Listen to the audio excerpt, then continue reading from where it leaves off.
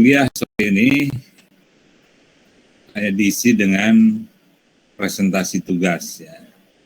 Dan ini merupakan kuliah terakhir atau ke-7 sebelum UTS. Oleh karena itu, sekaligus saya mengumumkan dulu kepada semua mahasiswa kelas D bahwa UTS nanti akan dilaksanakan pada hari Selasa depan, Selasa minggu depan. Tanggal berapa itu? Pokoknya pas kuliah seperti ini. Nah, nanti di akhir perkuliahan hari ini kisi-kisinya akan saya sampaikan. Baiklah, ini karena sekaligus 2 kelompok, maka 2 pemakalah ya. Jadi ya membutuhkan waktu kita. Karena itu nanti kepada para pemakalah silakan untuk mempresentasikan hasil tugasnya lebih kurang 10 menit ya masing-masing. Dan sekarang dimulai dengan pembahasan tentang peradaban Islam masa Safawiyah, peradaban Islam masa Daulah Safawiyah. Di sini ada Amalia Azhara Putri, kemudian Pak Zulfa Sultana, lalu Ajeng Sekar, dan Dea Montri. 4 malah ya, bukan satu kelompoknya 4. Lalu kelompok berikutnya 3 ya, berarti ada 7. Tadi baru saya download 6 kalau nggak salah. Nanti kita lihat lebih lanjut. Sekarang untuk menghemat waktu, jadi ini tidak ada masalah pengurutan pembahasan kan?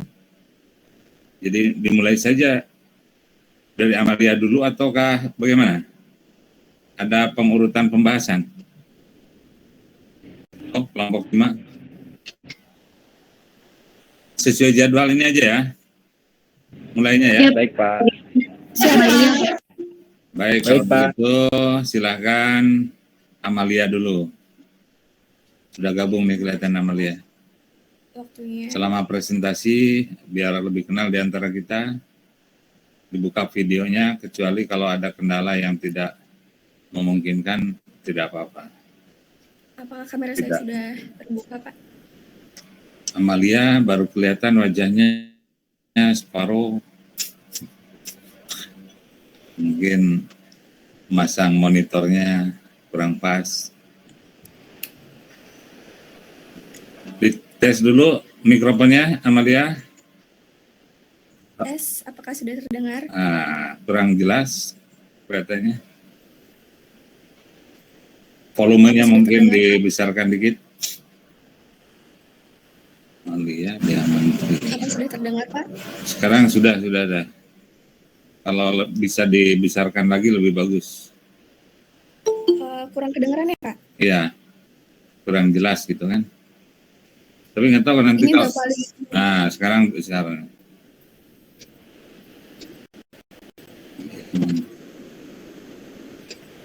Langsung saya mulai ya Pak. Silakan. Ya, sebelumnya terima kasih. Kali ini saya akan menjawab penjelasan pemerintahan dan kekuasaan pada masa dinasti Safawiyah.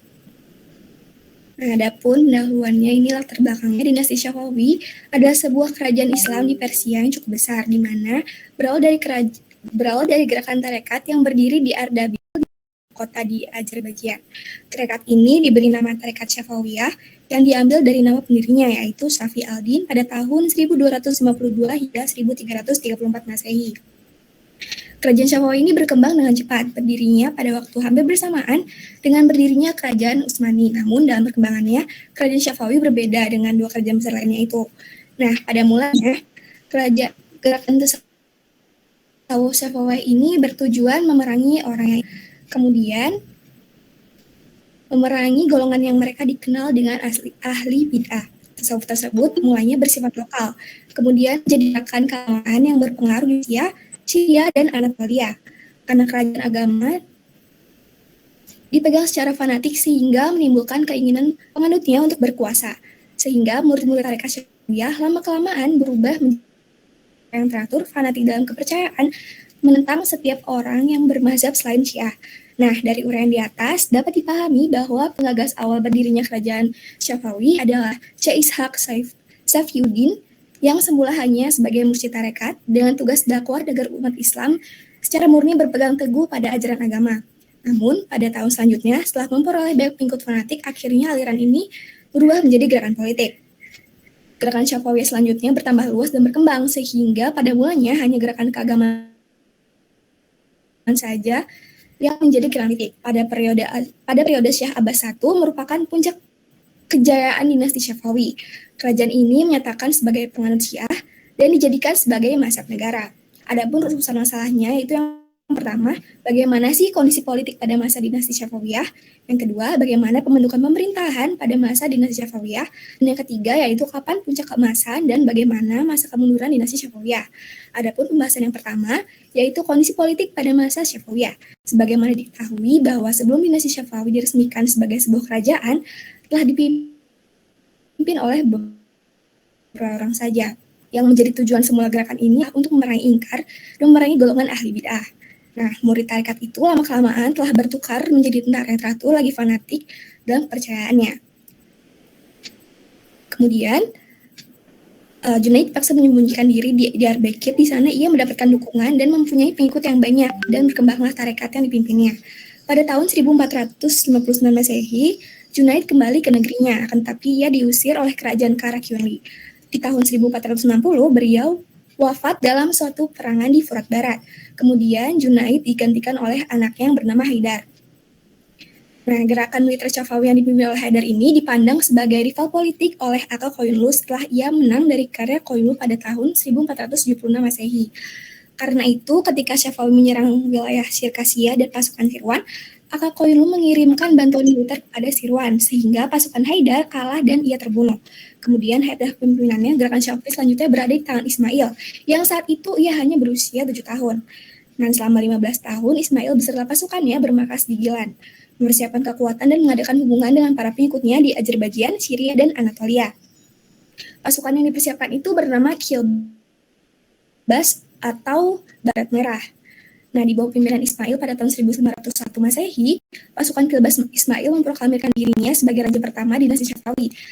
Dia disebut dengan Ismail I, yaitu berkuasa kurang lebih 23 tahun pada tahun 1501 hingga 1524 Masehi. Pada 10 tahun pertama, ia berhasil memperluas kekuasaannya. Hanya dalam 10 tahun, wilayahnya meliputi Persia bagian timur, Bulan Sabit Subur atau Fertile Crescent. Keadaan sepeninggal Ismail pertama, permusuhan dengan kerajaan Utsmani terus berlanjut sehingga terjadi peperangan di antara keduanya, yaitu pada masa Tahmasab I, Ismail II, dan Muhammad Kudabanda pada tahun 1577 hingga 1587. Nah, pada masa tiga raja tersebut, kerajaan Syafawi mengalami kelemahan karena sering berperang dengan kerajaan Utsmani lebih kuat. Selain itu juga, sering terjadi pertentangan antara kelompok dari dalam kerajaan Syafawi sendiri nih. Kondisi yang sangat memprihatinkan kerajaan Syafawi baru bisa teratasi setelah Raja Syafawi kelima, yaitu Abbas I naik tahta. Nah, ia mulai memerintah tahun 1587 hingga 1629.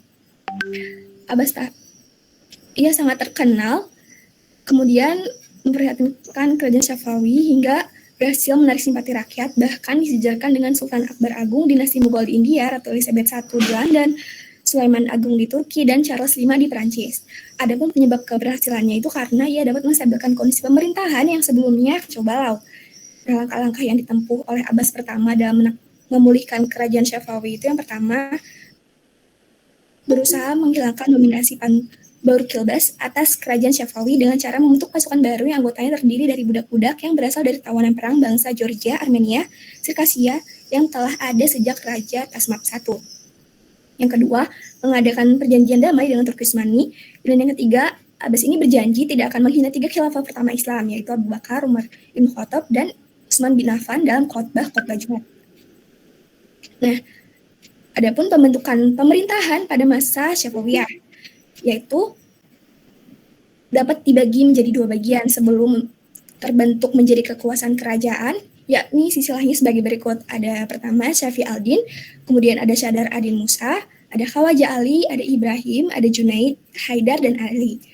Sementara itu, setelah menjadi sistem kerajaan, silsilah penguasa Syafawi yang pertama yaitu ada Ismail I, ada Tahmasab, ada Ismail II, Muhammad Kuda Banda, ada Abbas pertama, Safi Mirza, Abbas kedua, Sulaiman, dan Hussein. Nah, dinasti Syafawi ini ditaklukkan dan Iran dikuasai oleh dinasti Hotak dari Afghanistan dari tahun 1722 hingga 1729 Masehi, hingga restorasi dinasti Syafawi dengan bantuan Jenderal Nadir Shah. Restorasi ini bermakna pemulihan atau pengembalian dinasti Syafawi. Selanjutnya dilanjutkan oleh Tahmasib II dan yang terakhir yaitu Abbas III. Pada mulanya gerakan tarekat Syafawiyah ini berusaha untuk memerangi orang ingkar dan mereka berbeda. Dalam rentang waktu yang tidak terlalu lama, murid-murid ini berubah menjadi tentara yang teratur, fanatik dalam kepercayaan mazhab Syiah dan menentang setiap orang yang tidak bermazhab Syiah. Nah, gerakan Syafawiyah selanjutnya ini bertambah luas dan berkembang sehingga pada mulanya pada gerakan keagamaan saja berkembang dan bertambah menjadi gerakan politik.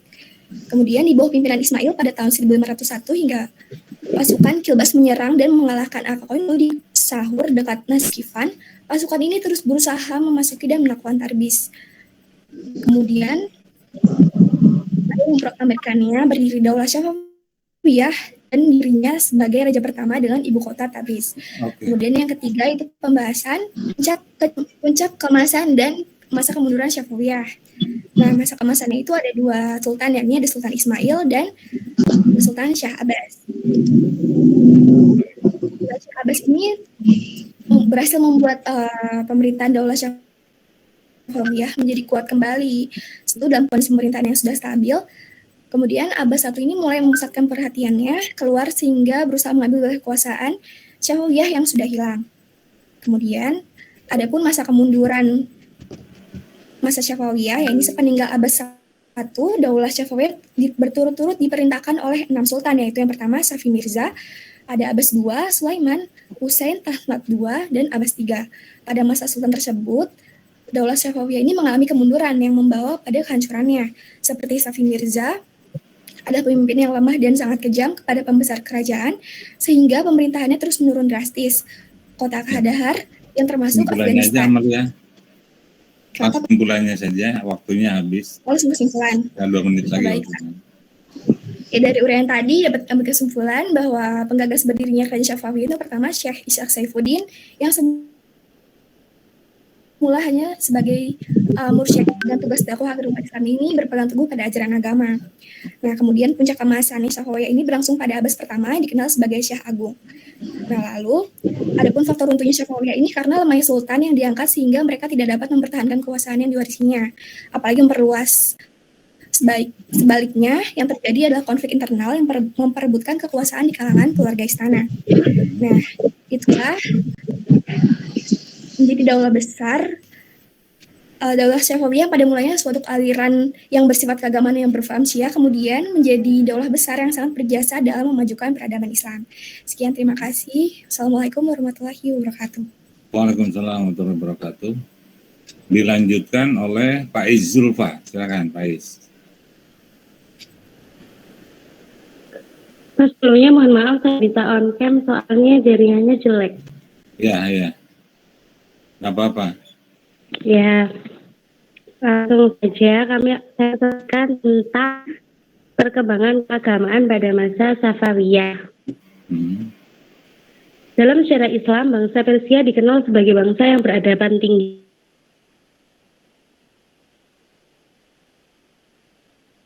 Dan mengembangkan ilmu pengetahuan. Oleh karena itu, tidak menghilangkan musik terus berlanjut. Ada beberapa ilmu selalu di Majlis Sana, yaitu Baha al-Din al-Syazi,